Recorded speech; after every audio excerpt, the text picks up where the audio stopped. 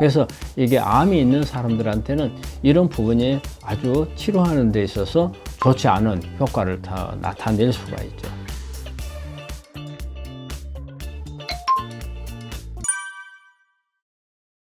안녕하십니까. 나으라무원 원장 문창식입니다. 오늘 이 시간에는 여러분들이 이렇게 암을 치료하고 있는 과정에서 중요한 약을 쓰고 항암제를 하고 이런 큰 부분도 있겠지만 아주 사소한 우리 일상생활이라든지 우리가 음식을 먹는 거라든지 그리고 내가 잠을 자는 거라든지 이런 일상생활 속에 암 치료하는 이런 방법들이 많이 있고, 이런 방법들이 좋았을 때, 잘 됐을 때는 치료율이 높아지고, 그렇지 못하고 관리가 잘못하면 아무리 좋은 치료를 하더라도 효과가 별로 나지를 않거든요. 그래서 이런 부분들에 여러분들이 소홀하기 쉬운 부분들에 대해서 오늘 이야기 나누도록 하겠습니다. 항암 중에 필요한 영양소는 우리가 일반적으로 먹는 영양소에 다 해당은 되죠. 탄수화물이라든지 지방이라든지 단백질, 그리고 비타민, 미네랄, 물, 우리가 보통 이제 6대 영양소, 이런 부분들이 다 필요하다고 봐요. 그런데 암을 가지고 있는 환자들한테는 우리가 일반인들이 있는 경우하고 조금은 다르죠. 특히 이제 지방하고 탄수화물 부분이죠. 탄수화물을 암이 있는 분들은 가능한 줄이고 지방을 높여야 되는 그런 부분에서 비율을 이제 지방 쪽으로 많이 높이는 이런 부분이죠. 그런데 이제 이런 암 환자분들이 항암을 하게 되면 이제 어떤 부분들이 차이가 나는가? 첫째는 우리가 항암을 하게 되면 세포가 많이 파괴가 되죠. 우리 암세포를 죽이기 위해서 우리가 항암제를 쓰는 거지만 내 거 정상세포가 많이 파괴가 되잖아요. 정상세포를 회복시키는 이 부분은 되게 단백질이에요. 그래서 단백질을 조금 퀄리티를 좀 높여야 되는 거죠. 무조건 우리가 단백질을 높인다 하면 고기만 생각을 하거든요. 꼭 그런 부분은 아니에요. 식사하기 부드럽고, 항암할 때는 또 먹기가 힘들잖아요. 그래서 부드럽게 먹으면서도 단백질을 높일 수 있는 방법, 이런 방법들은 되게 보면은 콩, 두부라든지 그리고 우리 견과류라든지 이런 통곡류 속에도 단백질이 많이 들어있거든요. 그래서 이런 부분들을 좀 강화를 하는 게 중요하죠. 지방도 마찬가지로 조금 높여줘야 되는데, 우리가 항암을 하고 있는 동안에 지방은 잘못 먹어 소화가 잘 안 돼요.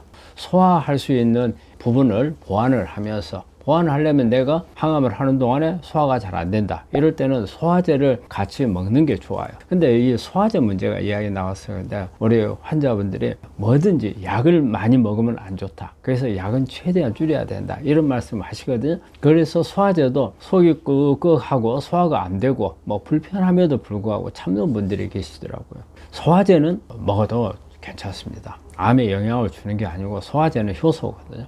그래서 우리가 일반적으로 음식을 먹을 때는 소화제로 작용을 하고, 그리고 빈속에 먹었을 때는 오히려 암을 억제할 수 있는 그런 효소로서 작용할 수가 있거든요. 소화제를 같이 먹으면서 지방도 먹어야 되는데, 특히 이제 항암할 때 지방이 왜 많이 필요하냐면, 정상 세포를 만들기 위해서 우리 세포의 세포막은 지방으로 구성을 하거든요. 좋은 지방, 특히 오메가3가 많은, 그렇지만 또 오메가3도 동물성보다는 식물성 오메가3 그런 부분이 많아야 되겠고, 우리가 항암을 하는 동안에 식사를 잘 못하거든요. 우리 많은 영양소들, 특히 비타민이나 미네랄들이 부족해질 가능성이 많아요. 그렇기 때문에 이럴 때는 우리가 비타민이나 미네랄들이 많은 부분들을 섭취를 해야 되는데, 대개 이런 경우에는 채식에 주로 많이 있죠. 근데 항암을 하는 동안에는 채식을 하려면 백혈구 같은 게 이렇게 감소가 됐을 때 생채식을 먹게 되면 감염 위험할 수가 있거든요. 그래서 항암을 할 때는 가능한 익혀서 먹는 게 중요합니다. 음식들에 대한 부분이 있고, 장이 많이 나빠져요.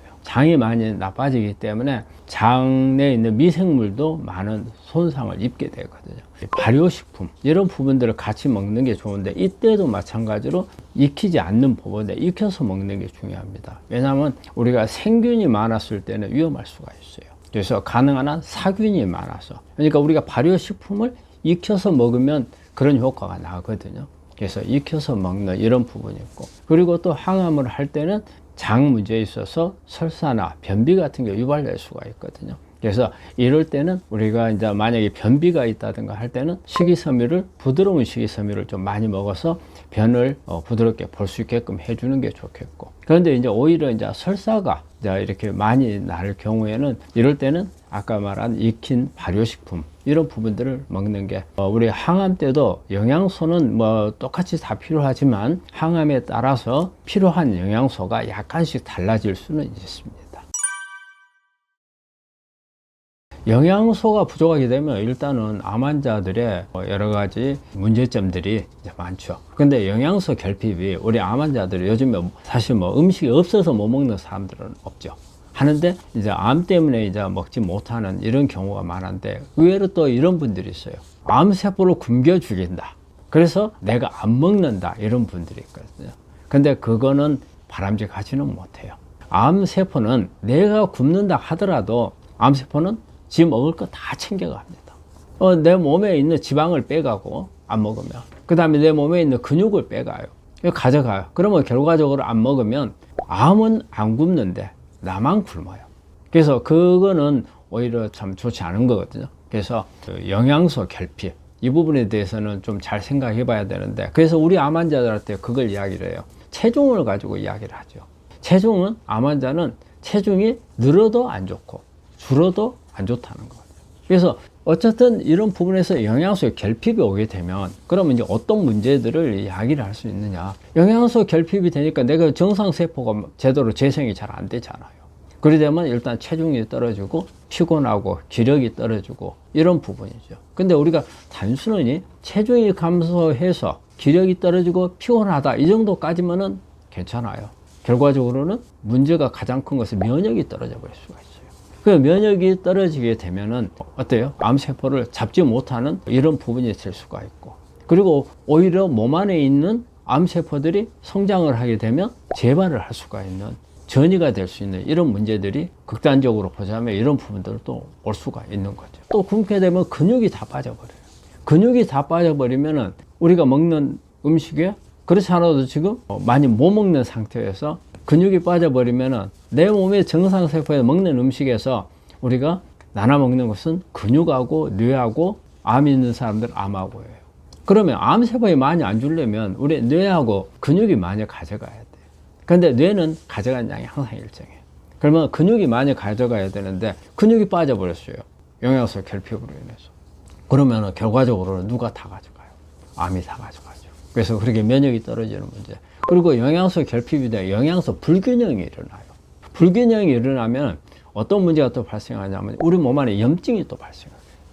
일단은 우리 암 환자들이 영양소에 대한 균형은 잘 맞추고 절대 내가 적게 먹어서 암도 적게 먹는다 생각하면 하면 돼요. 그런데 이제 반대로 또 우리 이런 분들이 있어요. 많이 먹어, 잘 먹어야 된다. 그래서 체중을 늘려야 된다. 우리 암 환자들이 체중 빠지면 안 된다 하더라. 그러면 체중을 늘려야 된다. 이걸 목표로 삼은 분들이 또 있어요. 그래가지고 막 많이 먹어요. 특히 잘 먹으라면 고기 몽땅 먹죠. 고기를 잘 먹어야 내가 잘 버틴다. 이리 했을 때 문제가 어때요? 이럴 때는 이제 특히 이제 남는 영양소가 남아요. 그럼 또 암세포는 더 많이 가져가요. 그래서 우리 암 환자분들한테는 영양소 결핍이나 영양소 과잉 이런 것보다는 균형되어 있는 이런 부분들이 가장 중요해요. 그래서 환자분들이 명심해야 될 부분은 내가 굶다 해서 암은 굶지 않습니다. 그리고 근데 내가 잘 먹기 위해서 잘 먹으면 암세포도 잘 먹습니다. 많은 거나 부족한 거나 좋은 게 아니고 항상 적당한 거. 네, 이게 좋은 겁니다. 근데 이제 정기적으로 먹는 식사를 한번 생각해 볼 필요가 있어요. 정기적인 식사를 하면 아침, 점심, 저녁을 말하잖아요.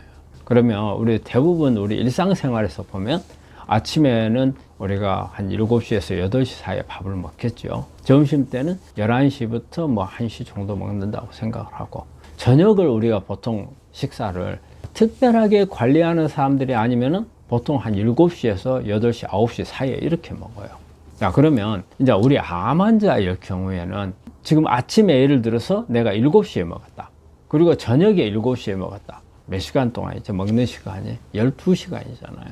나머지가 쉬는 시간이 12시간이 되는데 이제 이렇게 먹는 패턴과 그리고 이제 우리가 간헐적 단식이라고 하면은 몇 가지 방법이 있어요. 간헐적 단식은 무조건 고정되어 있는 16대 8이라고 되어 있는 그런 부분들 우리가 일반적으로 매일 하는 경우 같으면 16대 8이에요. 지금 뭐냐면 8시간 이내에 식사를 하고 16시간 휴식을 취하는 걸 말하거든요. 그것도 그 외에 또 5대1이라는 방법도 있어요. 5일간은 일반적인 식사를 하고 이틀 동안은 아주 칼로리를 줄여서 먹는 이제 이런 방법들도 간헐적 단식이라고 하거든요. 그래서 간헐적 단식은 계속 하는 방법이 아닙니다. 어느 정도 기간을 정해놓고 하는 방법이에요. 그래서 이때는 우리가 내 몸을 굶게 만들어서 한마디로 해독 효과를 보기 위한 거죠. 우리 몸 안에 있는 노폐물들을 어떻게 보면 끄집어내고자 하는 그런 효과를 단식이 가지고 있는 효과가 있어요. 단식은 한마디로 해독이에요. 노폐물을, 특히 우리 지방이 가지고 있는 노폐물들을 끄집어내는데, 우리 암 환자분들이 뭐 한 일주일 단식하고 이런 방법을 쓰게 되면 오히려 면역이 떨어지고 영양 결핍이 오고 그리고 특히 뭐 항암을 하고 있다든가 했을 때는 위험할 수도 있어요. 그래서 이제 그런 방법, 극단적인 방법을 쓰지 않기 위해서, 근데 극단적인 방법을 쓰지 않으면서 단식 효과를 보고자 하는 부분이 이제 간헐적 단식이거든요. 일정 기간 동안 그래야만 효과가 상당히 있을 수가 있습니다. 그런데 이제 우리 정기적인 식사 요 문제를 우리가 평소 때 아무 생각 없이 아침, 점심, 저녁을 먹고 이게 얼마만큼 암에 영향을 줄 건가. 근데 우리가 이제 과학적으로 이를 보자면 우리가 정기적으로 먹는 식사는 어떻게 보면 조금 패턴을 조절하지 않으면 문제점이 될 수 있는 부분이 있어요. 특히 어떤 부분이냐, 저녁 식사예요. 저녁에 생체 리듬으로 보자면 아침, 점심, 저녁 중에서 아침을 많이 먹고 점심을 적당히 먹고 저녁을 아주 적게 먹고, 그 다음에 시간도 마찬가지로 저녁은 가장 좋은 것은 5시부터 7시 사이에요. 대부분 사람들이 5시에서 7시 사이에 먹는 분들이 그렇게 많지 않아요. 대개 이제 병원에 입원을 하게 되면 대개 5시에서 6시 사이에 식사를 드립니다. 근데 이 패턴에 맞아줘야 되는 게 우리 생리하고 맞아요. 우리 생리를 깨는 게 암을 악화시키는 요인이거든요. 우리 정상 생리, 우리가 생리라고 하는 것은요, 아침에 우리가 밥을 먹으면 이 밥 먹는 것을 우리 몸에 에너지를 만들고 소화를 시키는데 충분히 해서 생리해서 준비를 해줘요. 각성 호르몬 나와가지고 에너지 태우게끔 만들어주고, 인슐린도 나와서 빨리빨리 먹는 음식을 세포 안에다 집어넣어주는 그런 역할도 하거든요. 그런데 저녁에는 우리가 이제 저녁에는 가장 큰 목적이 뭐예요? 쉬고 자는 거잖아요. 그러면 이 쉬고 자는 것을 방해하는 것은 우리 생리 리듬에 깨야 되는 거예요. 그 다음에 저녁에는 우리가 태우는 각성 호르몬도 많이 안 나오고 인슐린도 많이 안 나와요. 시간이 갈수록 저녁에 깊어질수록 줄어들거든요. 그런데 늦게 먹으면 먹을수록 우리가 그런 보조를 해줄 수 있는 생리적인 호르몬들이 떨어질 때 하는 거예요. 그래서 덜 떨어질 때. 그 다음에 그래도 아침이나 점심보다 이런 부분들이 낮기 때문에 가능한 한 적게 먹어야 되고, 그래서 그런 부분들을 좀 맞춰줘야 되는데 우리가 일반적으로 정기적인 식단에서는 그 부분을 잘 못 맞춰요. 정기적인 식사가 간헐적 단식하고 좋냐 나쁘냐, 그걸 떠나서 우리가 정기적인 식사를 어떻게 조절해야 될 것인가, 그리고 간헐적 단식은 어떨 때 적용을 할 것인가. 그래서 정기적인 식단과 간헐적 어느 게 좋냐, 이것은 이게 좋다 저게 좋다는 아니라고 보고, 왜 그러냐면 간헐적 단식은요 계속 하는 게 아닙니다. 주기적으로 하는 겁니다. 일정 기간 동안 하는 거거든요. 그런데 이제 우리가 정기적인 식사에서는 문제점들이 저녁이 문제니까 그 부분만 조절을 하시면은 그 부분도 괜찮습니다. 간헐적 단식은 일정 기간을 두고 해요. 근데 너무 길어졌을 때는 오히려 나쁠 수 있어요. 예를 들어서 내가 일주일 할 거다. 그러면 일주일 계획을 짜가지고 하는 거예요. 근데 일주일 계획이 아니고 이걸 계속 연장을 했어요. 우리가 일주일을 잡았을 때는 효과가 있지만 잘못하면 이게 연장이 됐을 때는 오히려 결핍이 올 수도 있어요. 왜냐하면 특히 5대2 방법 같은 경우는 일주일에 5일간은 정상으로 먹고 이틀간은 아주 칼로리 줄여버리는 이런 부분이기 때문에 요 이틀간 단식의 효과를 보고자 하는 거거든요. 근데 이걸 계속 한 달, 두 달 계속 연장이 됐을 때는 그건 단식 효과보다도 이제 이걸 넘어서 영양 결핍으로 갈 수가 있죠.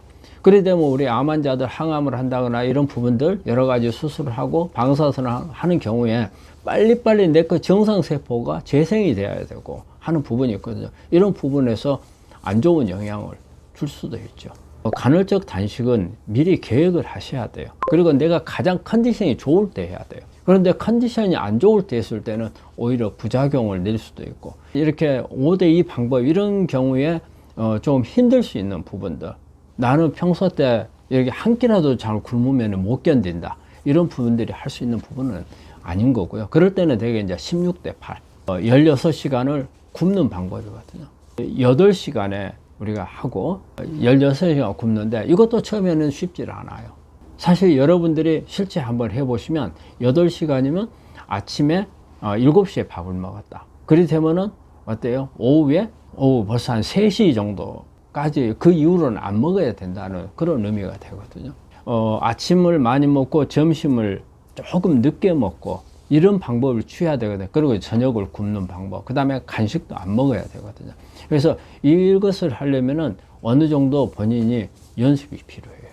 그래서 이런 부분들을 잘 적응하지 못한 사람들은 하기가 어렵고, 또 이 부분을 한다 하더라도 내가 너무 힘든 가운데 하게 되면 스트레스가 또 많아요. 미리 간헐적 단식을 내가 해야 되겠다 한다면 미리 준비를 해서 워밍업이 또 필요해요. 내가 처음에는 8대 6이지만은 그러지 않고 뭐 10대 14를 해본다든지, 이래 가지고서 어느 정도 적응을 하면 9대 15를 한다든지, 그래서 늘려가면서 이렇게 하는 게 오히려 바람직할 겁니다. 우리가 암 환자분들한테 체중은 우리가 찌지도 말고 빠지지도 말라, 이제 그런 말을 하거든요. 그래서 우리가 이제 체중이 감소가 되면은, 일단은 체중 감소가 되면은 어떤 에너지 생산이 잘 안 되는 부분이기 때문에, 그래서 우리가 기력 저하라든지 피로라든지 이런 부분들이 이제 올 수가 있는 거고요. 근육이 빠져버리죠. 근육이 빠져버리면 우리가 어떤 음식을 먹더라도 오히려 정상세포가 에너지를 가져가는 것보다는 암세포가 많이 가져가게 되니까 이런 부분도 문제가 있고, 그리고 체중이 감소하게 되면 일단은 면역이 떨어져 버려요. 면역 감소가 많이 오죠. 그리고 몸 안에 여러 가지 염증성 현상들이 많이 와요. 암도 염증성 질환이거든요. 그래서 암을 오히려 악화시킬 수 있고, 그러게 되면 면역이 떨어지면서 재발이나 뭐 전이 같은 것도 가능할 수가 있고, 그래서 체중이 감소하는 문제는 우리가 잘 관리를 하셔야 돼요. 그렇다고 해서 이제 체중을 높이기 위해서 많이 먹는 거, 이것도 좋은 게 아닙니다. 그러면 체중을 감소하는 부분을 막아줄 수 있는 가장 좋은 방법은 운동입니다. 그래서 운동을 많이 해서 근육을 기르면서 이게 체중이 올라가야지, 우리가 환자들이 그냥 잘 먹어서 체중을 늘린다고 생각하면 되게 지방을 늘리는 꼴이 되거든요. 지방을 늘리는 것은 오히려 좋은 게 아니고요. 또 이럴 때 체중 감소를 막을 때요, 생각해야 될 부분들이 수면도 중요합니다. 잠을 잘 자야 어때요? 체중이 빠지질 않아요. 우리가 잠을 잘못 자게 되면 우리 교감신경이 항진이 되기 때문에 오히려 더 에너지를 소모시키는 그런 역할을 해요. 그래서 수면도 아주 중요하고요. 또 우리가 식사하는 데 있어서도 식사 분위기라든지 식사 타임이라든지 이런 부분들도 잘 조정을 하면은 체중 감소하는 부분들을 좀 막아줄 수 있는 방법들이 있습니다. 붉은 고기가 이제 암 환자한테 영향을 주는 부분을, 왜 우리가 이제 붉은 고기를 이야기를 하냐면, 이 붉은색 자체가 철분을 말하는 겁니다. 철분이 많게 되면 이 철분이 암세포를 성장시키는 역할을 하거든요. 우리 암이 성장을 하기 위해서는 철분이 필요해요. 우리가 이제 검사에서 페리친이라는 검사를 하거든요. 이 페리친을 검사하는 것은 바로 페리친이라는 게 이 철분을 운반하는 차의 역할을 해요. 그리고 또 철분을 저장하기도 하고요. 그런데 우리가 이제 암이 빨리 성장을 하게 되면 철분이 많이 필요하거든요. 그래서 암이 성장할 때는 우리 몸에 페리친을 증가시켜요. 암이 증가시키는 역할을 해요. 그래서 페리친이 높아지면 암세포가 지금 성장을 하고 있구나. 그리고 페리친이 높아지면은 철분이 많이 이렇게 필요를 하는구나, 이런 부분이 되는데, 이때 붉은색 고기를 먹게 되면 암세포에 철분을 공급을 해주는 이런 역할을 하게 돼서 오히려 암을 성장하는 데 도와주는 부분이 되거든요. 근데 이제 반면에 이제 또 이런 게 있어요. 우리 되게 암 환자분들이 빈혈이 상당히 많거든요. 수술을 하거나 항암을 하면은 빈혈이 많아서 이런 부분들을 보충해 주는데 도움이 되지 않느냐, 이런 경우도 있는데, 되게 암이 성장을 하게 되면 우선 암이 먼저 가져간다고 봐야 되겠죠. 철분을 많이 공급했을 때는 정상세포가 필요한 것도 있겠지만 암세포가 너무 많이 가져가니까 그런 부분들에서 붉은색 고기는 그렇게 바람직하지 못하고, 또 되게 붉은색 고기들이 우리 양식하거나 사육하는 경우가 많아요. 양식하거나 사육하는 경우에는 뭐 단순히 붉은색 뿐이 아니고 여기에는 항생제라든지 그 다음에 성장 호르몬이라든지 육류계통에서는 포화지방산이 많아서 어떻게 보면 오히려 정상세포에는 염증을 더 유발할 수 있는 이런 부분들을 만들 수가 있거든요. 그래서 붉은색 고기, 특히 보면 이제 우리 소고기, 돼지고기 이런 부분들 붉은색은 다 이 철분, 혈액 속에 가지고 있는 철분들이 포함되어 있기 때문에 그렇거든요. 그래서 가능한 붉은색 고기는 피하는 게 좋다고 생각을 합니다. 생선도 무조건 모든 생선이 다 해당되는 게 아니고요. 우리가 일반적으로 암 환자한테 도움이 되는 생선들은 사이즈로 일단은 보는 게 좋다고 생각을 해요. 그래서 대개 한 30cm 이하의 생선. 그럼 왜 30cm를 기준으로 하느냐? 수명이죠, 수명. 이게 작은 생선일수록 바닷속에서 오랫동안 살지 않았다는 거예요. 그렇게 되면 우리 바닷속에 오염되어 있는 예를 들어 중금속 같은 게 삶에서 축적이 되는데 30cm 이하의 생선들은 생존한 기간이 짧기 때문에 이런 중금속에 대한 감염이 됐을 그럴 가능성이 낮고, 이 안에는 단백질이라든지 어떤 그 오메가3와 같은 좋은 지방들을 많이 가지고 있고, 또 비타민 D도 많이 가지고 있고, 그래서 그리고 대개 생선들은 어떻게 보면은 붉은색은 아니잖아요. 붉은색이 아닌 것은 생선을 요리할 때 거의 피가 다 빠지는 거거든요. 그래서 흰색이 많잖아요. 붉은색 고기가 아니고 오히려 이런 좋은 점들이 있을 수 있어요. 그렇지만 너무 많이 먹는 것은 또 다른 어떤 칼로리 문제라든지 다양한 부분들을 이야기할 수 있기 때문에 저는 보통 생선을 한 일주일에 한 2번에서 3번 정도 이렇게 섭취하는 것으로 권하고 있습니다. 글루텐은 우리 이제 일반적으로 밀 속에 많이 들어있고, 보리라든지 이런 호밀이라든지 이런 데 많이 들어있는 성분들이죠. 근데 그 안에 있는 이게 단백질이거든요. 근데 이 단백질이 사람마다 이걸 잘 소화를 시키는 사람이고 소화를 시키지 못하는 사람이 있어요. 그래서 잘 소화를 시키는 사람한테는 큰 문제가 되지는 않아요. 소화를 못 시키는 사람, 이것을 글루텐을 소화시킬 수 있는 효소가 부족한 사람들이 문제죠. 이 글루텐이 한마디로 분해가 될 때 이렇게 완전 분해가 돼야 되는데 불완전하게 분해가 돼요. 불완전하게 된 부분은 우리 장 점막에서 흡수가 잘 안 돼요. 오히려 역으로 이런 불완전하게 분해된 이런 단백질들이 미생물들의 분포를 바꾸게 되고 나쁜 미생물들을 만들게 되고 장 점막을 손상을 주죠. 그래서 장 점막이 손상이 되면 결과적으로 장 안에 있는 많은 독소들이 우리 몸 안에 들어와서 문제를 일으킬 수 있기도 하고, 또 장 점막이 손상을 받음으로써 면역이 떨어지는 그런 효과를 하죠. 그래서 이게 암이 있는 사람들한테는 이런 부분이 아주 치료하는 데 있어서 좋지 않은 효과를 다 나타낼 수가 있죠. 그리고 우리 암이 아닌 사람들한테서는 뭐 약간의 면역 저하가 오더라도 뭐 큰 그게 아니지만 우리 암 환자들한테 있어서 면역 저하라는 것은 어떻게 보면은 큰 문제를 이야기할 수도 있거든요. 그래서 글루텐에 대해서 약간 민감한 분들, 되게 소화가 잘 안 되고, 글루텐 밀가루 음식 먹고 나서 속이 더부러 가거나 가스가 치거나 뭐 뒷목이 아프다고 이런 증상들이 있는 분들은 글루텐이 들어있는 이런 식품들은 가능한 드시지 않는 게 바람직합니다. 우리가 이제 암을 굶겨주의다 해가지고 책도 나오고 많이 나와 있잖아요. 그거는 방법이 있어야 돼요. 방법이. 단순하게 무조건 적게 먹는다 해서 되는 게 아니고, 식사 중에서 나한테는 도움이 되고 암한테는 도움이 되지 않는 식단, 그걸 만들어야 돼요.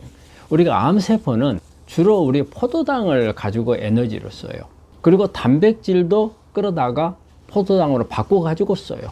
우리 암세포가 잘 못 쓰는 우리 영양소는 바로 지방이에요. 그럼 지방은 대부분 다 우리 세포에서 보면은 미토콘드리아에서 에너지를 만드는 데 있어서 지방을 갖다 써요.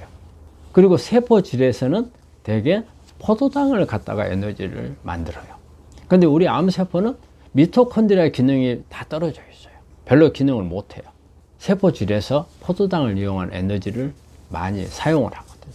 그렇기 때문에 포도당을 줄이고 포도당을 줄이고 지방을 높여주면 어때요? 암세포가 힘들어지죠. 그걸 갖다 못 쓰기 때문에. 우리가 암을 굶긴다는 것은 내가 적게 먹어서 암을 굶기는 게 아니에요. 방법이에요. 그래서 우리가 나온 방법이 뭐예요? 케톤식이라는 게 바로 그겁니다. 우리가 지방을 대사를 해서 미토콘드리아 에너지로 쓰기 위해서는 케톤이라는 물질로 바뀌어야 돼요. 그래서 이 케톤이 바로 미토콘드리아에 들어가서 에너지를 만드는 데 쓰는데, 이 케톤을 이 암세포는 이용을 못 하는 거예요. 저탄수화물, 고지방식 일이 됐을 경우에 암은 굶고 우리는 잘 먹는 그런 식단이 되겠습니다. 그 우리 이제 케톤식이를 하면 이제 지방을 많이 먹어야 된다 하잖아요. 그 어떤 지방을 먹어? 우리가 지방은 잘 선택해서 먹어야 되거든요. 돼지고기라든지 이런 닭고기라든지 이런 데 있는 지방은 포화지방산이 많잖아요. 그렇기 때문에 이런 데 있는 그런 포화지방산을 말하는 것보다는 기왕에 지방을 먹으면 좋은 지방을 먹어야죠. 오메가3가 많은 거. 그리고 이제 오메가9. 그래서 오메가3 같은 경우는 우리가 되게 식물성이 많이 있죠. 우리 아마씨라든지 들깨라든지 그다음에 햄프시드라든지 견과류라든지 이런 부분들에도 많이 있고, 그런 부분들로 구성을 하고, 이제 오메가9은 올리브 오일이잖아요. 그래서 올리브 오일 같은 것을 우리가 식사를 할 때 샐러드 같은 데다가 많이 드레싱용으로 해서 많이 하게 되면 섭취를 하고, 또 하나는요, 식이섬유입니다. 우리가 식이섬유는 탄수화물이라고 생각을 하잖아요. 식이섬유를 많이 먹게 되면 우리 장에서 지방산을 만들어냅니다. 이게 이제 뷰티릭산이라든지 프로피오네이트라든지 이런 지방산을 만들거든요. 이 지방산이 또 마찬가지로 지방이에요. 암 환자들한테는 좋은 에너지로 쓸 수 있으면서 암 환자는 암세포는 가져가지 못하는 이런 부분이 되거든요. 그리고 또 장을 기능을 좋게 해주고, 그래서 이런 방법들을 이제 주로 이용을 하는 거죠. 그리고 탄수화물을 줄이기 위해서는 가능한 한 칼로리가 있는 포도당 있는 부분들은 줄이고, 그 다음에 이제 다당류 쪽으로. 그래서 우리가 이제 보통 이제 복합 탄수화물이라 이렇게 말을 하거든요. 복합 탄수화물을 먹으면 단당류를 줄이면서 복합 탄수화물은 지방산을 만들어내는 그런 효과까지 같이 있어요. 그래서 이렇게 복용을 하시는 게 가장 좋을 겁니다. 반찬으로 고구마 줄기나 잎사귀는 어떤가요? 저는 방광암 환자입니다. 그리고 자색 고구마로 깍두기나 물김치로 먹고 있습니다.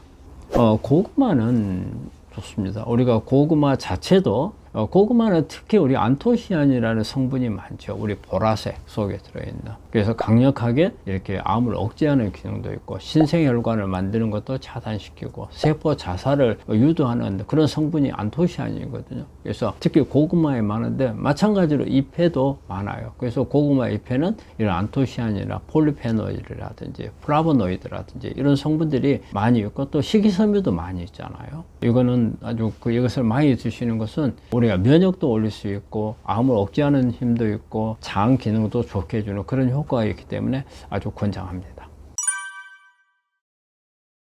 황태채로 단백질 섭취하고 있는데 괜찮은지요? 괜찮습니다. 근데 너무 자주는 드시지 마시고요. 근데 이제 이렇게 황태는 그런 게 있죠. 그 지방은 별로 없고 단백질이 이제 많은 부분이잖아요. 그리고 대신 이것도 이제 명태가 그렇게 수명이 긴 그런 생선은 아니거든요. 나쁘진 않고 우리가 단백질을 보충하는 데 있어서는 도움이 되리라고 봐요. 그렇지만 너무 자주 하는 것은 아닌 것 같고, 저는 한 일주일에 황태를 꼭 먹는다면 2번 이 정도가 적당하리라고 생각합니다. 암 환자가 상태가 조금 나아진 듯 하면 다시 항암하고, 또 다 죽어가다가 또다시 좀 나아지면 항암하고, 죽어가다가 또다시 좀 나아지면 항암.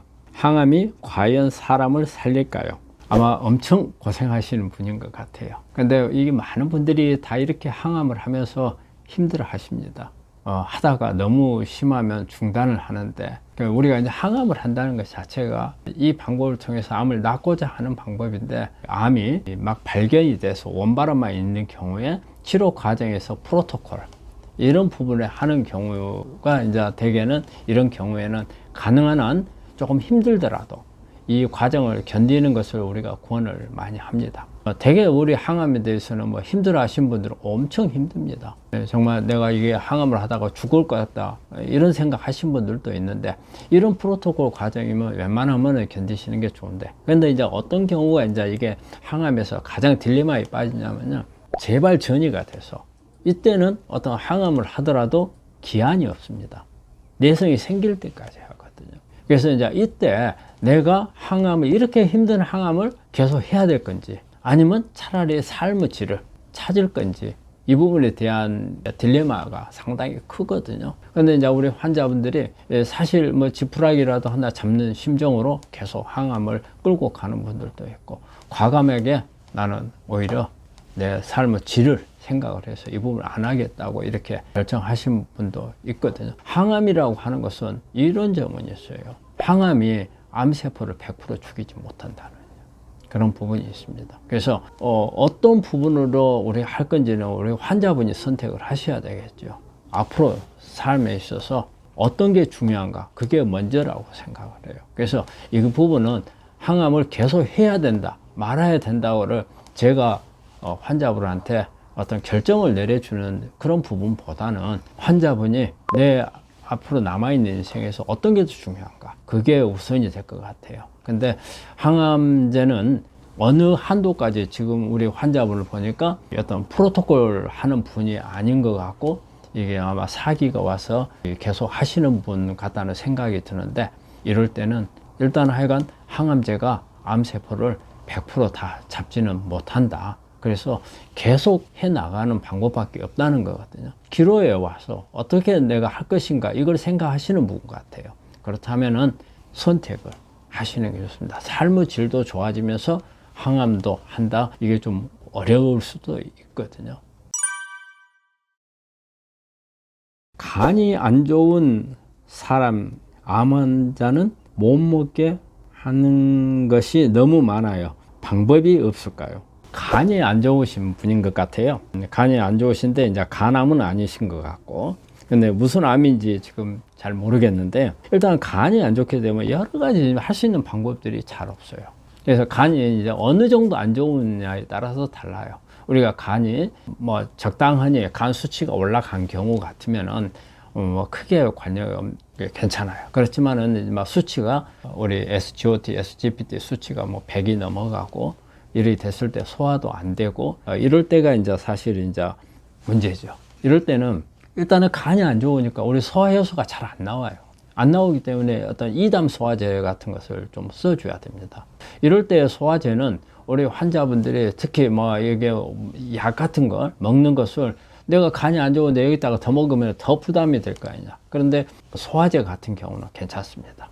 그래서 소화제 같은 것을 드시고, 또 간장약을 간을 해독하거나 간에 도움이 될 수 있는 이런 부분들을 쓰면서 하는 게 좋겠고, 그런데 이제 우리가 간이 나쁜 분들의 음식에서 가장 이제 문제가 되는 부분은 바로 이제 단백질입니다. 뭐 단백질은 우리 간에서, 우리가 되게 단백질이라는 것은 내 몸에 맞는 단백질이 아니거든요. 그래서 우리가 외부에서 들어온 단백질을 간에서 내 몸에 맞는 단백질로 바꿉니다. 그래서 일단은 전부 단백질이 들어오면 우리 간에서 아미노산으로 다 쪼개요. 내 몸에 맞게끔 다시 단백질을 만들어내거든요.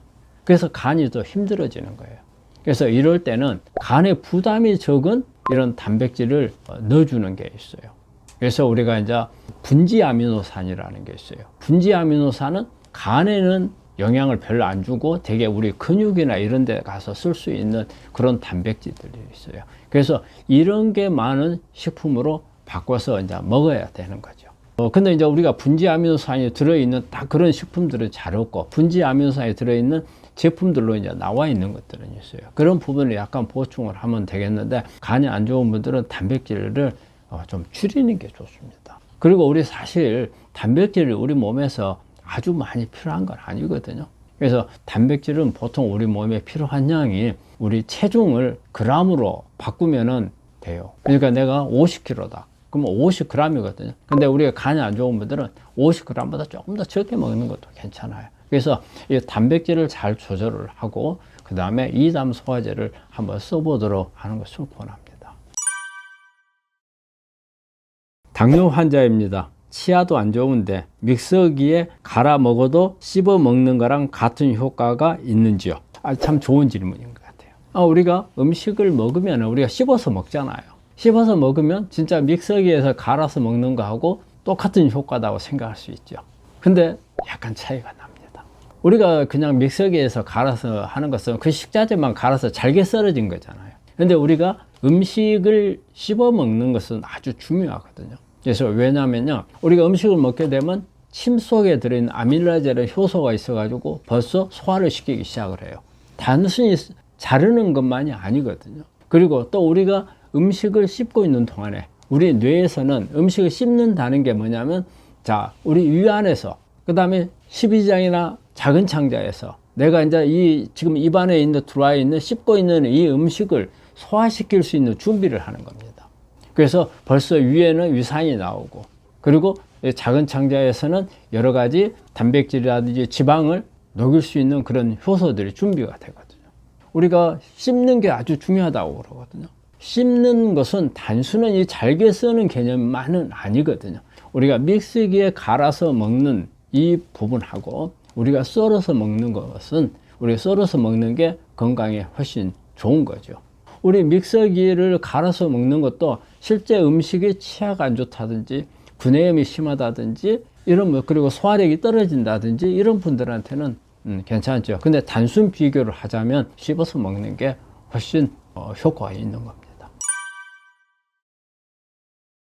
선생님 늘 감사드립니다. 췌장암 4기 환자인데요. 통곡물 자연식이를 하고 있어요. 녹즙이랑 당근즙 하루 1600 정도 먹고 현미를 먹고 저염 무당하려고 노력을 하고 있어요. 소화가 안 돼서 그런지 가스가 차서 그런지 배가 아파요. 어떻게 하는 게 좋을까요? 이분은 제가 볼 때는 녹즙하고 당근즙을 하루에 1600 정도 먹으면 너무 과한 겁니다. 그리고 또 췌장 부분이거든요. 췌장은 어때요? 소화를 담당하는 기관이거든요. 그런데 췌장이 안 좋단 말이에요. 근데 1600을 먹으면 너무 무리수를 한 거죠. 그러니까 당연히 이건 식이섬유가 많이 있거든요. 식이섬유가 소화가 안 되면 장출업을 많이 일으킵니다. 그래서 식이섬유 적당히 먹어야 되고, 그리고 이 안에 들어있는 음식들의 어떤 단백질이라든지 이런 부분들이 췌장 때문에 소화가 어렵죠. 그렇기 때문에 우리가 소화가 안 되니까 복통이 일어나는 겁니다. 그래서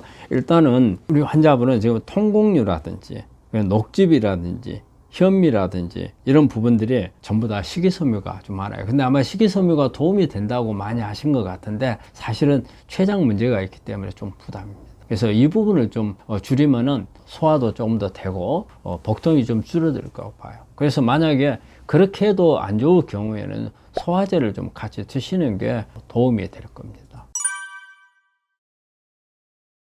저희 남편은 당뇨 환자인데 한 달 전 암 3기 진단을 받고 검사 중입니다. 저혈당이 될 때마다 당 종류를 많이 먹고 마시는데 암세포가 급성장하는 것 같아 걱정입니다. 어떻게 해야 되나요? 예, 아마 당뇨가 있으신 분인데 아마 당뇨가 조금 심하신 모양이에요. 지금 뭐 저혈당이 온다는 것은 우리 당뇨 환자분들은 고혈당과 저혈당이 왔다 갔다 하거든요. 특히 이제 약을 먹고 있기 때문에 그런 가능성이 많아요. 이리 되면 일단 당뇨 약을 좀 조절해 줄 필요가 좀 있을 겁니다. 당뇨를 조절을 하셔야 일단은 해결이 되는데 당뇨 조절이 안 되니까 저혈당이 오기 때문에 또 먹어야 되는 그런 부분이거든요. 그래서 첫 번째 일단은 당뇨를 약을 조절하시는 것을 권합니다. 약을 어떻게 들고 계신지는 제가 잘 모르겠는데 이 부분을 조절하시고 그다음에 그리고 식사 습관을 좀 바꾸셔야 될 것 같아요. 식사 습관을 좀 여러 차례로 나누고 양을 줄이고 그래 되면은 저혈당이 오는 게 조금 덜할 겁니다. 그런데 지금 저혈당이 오게 되면 저희 병원에도 우리 환자분들 모두 계시지만 당뇨 있는 분들이 이런 악순환이 많이 돼요. 저혈당이 오니까 막 그때 막 먹어요. 그러면 우리가 3끼 밥 먹은 데다가 또 저혈당이 올 때 또 먹죠. 그럼 저혈당이 돼서 이거 먹게 되면은 또 인슐린 저항이 또 오거든요. 그런 문제가 악순환이 돼서 일단은 약을 좀 줄여가지고서 조절을 한번 해보시는 방법. 식사를 타임을 좀 바꾸는 방법. 식사 종류를 좀 바꾸는 방법이에요. 그래서 지금은 아마 단 것을 많이 드신다고 하는데 단 것을 가지고 조절을 하시면 어렵습니다. 단지 뭐 지방이라든지 이런 부분들을 가지고 같이 좀 조절을 하시는 게 도움이 되리라고 생각합니다. 위암 환자신 모양이에요. 단맛을 내는 것 대신에 어떤 것을 대체해서 먹어야 하는가요? 저는 당뇨도 있어서 먹는 게 중요한데 답변 부탁드립니다. 아마 이분은 위암 환자이시고 당뇨가 있으신 모양인데 단 것에 대해서 상당히 관심이 많으신 것 같아요. 아마 평소 습관에서 이게 당이 암을 유발하는데 좀 영향을 줬던 분이 아닌가 생각을 해요. 그것도 단 것을 먹으면서 또 이분은 짠 것도 같이 좋아하셨다는 생각이 들어요. 되게 우리가 당뇨가 오게 되면은 암 발생률이 한 30% 정도 높아지거든요. 여기에다가 짠 것을 하면은 위암이 잘 옵니다. 일단은 가장 좋은 거는 먼저 단 것을 많이 안 먹는 습관을 기르셔야 돼요. 되게 단 거 좋아하는 분들 짠 거 같이 좋아하거든요. 짠 것도 줄이면서 단 것을 줄이는 게 가장 좋고, 그런데 내가 단맛에 대해서 상당히 그 유혹을 떨치지 못한다. 그러면 요즘에 많이 나와 있는 대체당들이 있잖아요. 스테비아라든지 뭐 그 외에도 요즘에 다양한 천연식품으로 나와 있는 것들이 있거든요. 그러면서 칼로리가 없는 것들이 있어요. 그래서 이런 부분들로 조금 대체하는 것은 괜찮습니다. 근본적인 부분은요, 일단 모든 식품에다가 다 그걸 쳐가지고 첨가해서 먹을 수는 없잖아요. 단 것에 대한 유혹을 좀 떨치는 그런 노력을 하시는 게 가장 좋을 것 같습니다. 원장님, 간 경화와 암도 있는 환자입니다. 백혈구 수치가 많이 떨어져 있어서 백혈구 수치를 올리고 이것저것 많이 먹는데도 살이 찌지 않고 빠져요. 좋은 방법이 없을까요? 일단 근데 이제 가장 이제 난감한 문제인 것 같아요. 간 경화가 있다는 것은 간이 기능을 잘 못하는 거거든요. 그래서 우리가 이제 간이 기능을 못하게 되면 가장 문제가 되는 게 우리 단백질 대사가 문제죠. 그리고 이 단백질이 우리 몸에 있는 모든 세포를 만들고 골수 세포도 만들고 이래 하거든요. 그런데 이게 이제 백혈구가 떨어지는 이런 경우에 있어서는 그만큼 이제 백혈구를 많이 만들어내지 못한다는 이런 의미가 되겠는데, 일단은 간 수치가 어느 정도 되는지를 좀 알아야 좀 더 조언을 할 수 있을 것 같다는 생각이 들거든요. 간이 웬만큼 나빠가지고는 그 정도까지 되진 않아요. 근데 이제 많이 나빠지게 되면 백혈구 수치가 떨어지기 앞서서 알부민 수치가 떨어지거든요. 우리가 혈액 검사를 해보면 혈액에 단백질이나 알부민들이 어느 정도 있는지가 나오거든요. 그래서 이제 그런 부분들을 좀 같이 올려주시면 조금 더 도움이 될 것 같고, 그리고 백혈구를 올려주는 이런 음식들이 되게 이제 간이 나쁘니까 단백질 종류로서는 어려운 부분이고, 대신 우리가 면역을 강화시켜주는 그런 여러 가지 채식에서 있는 부분들이 있거든요. 마늘이라든지 그 다음에 뭐 해조류, 버섯류, 그래도 막 강황이라든지 생강이라든지 이런 부분들이 좀 강화시켜 줄 수 있는 부분이거든요. 그렇지만 이것도 간 기능이 아주 나빴을 때는 큰 도움을 주지를 못해요. 그래서 간 기능이 그렇게 아주 높지 않다면 그런 부분들로 하면은 조금 도움이 될 수가 있고요. 또 하나 이제 살이 빠지는 문제.